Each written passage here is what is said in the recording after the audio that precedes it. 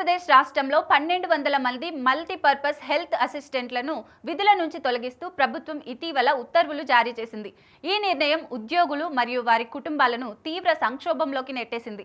2002లో జారీ చేసిన 1207 జీవో ఆధారంగా నియమించబడిన వీరిని తెలంగాణ హైకోర్టు తాజా ఆదేశాల ప్రకారం పదవి నుంచి తొలగించారు.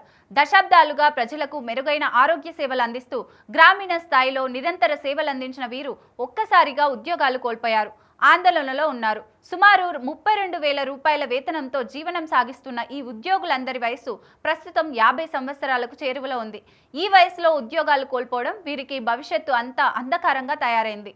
కొత్తగా ఉద్యోగాలు వెతికే పరిస్థితి లేకపోవడంతో వీరి కుటుంబాలు తీవ్ర ఆర్థిక ఇబ్బందులను ఎదుర్కొంటున్నాయి.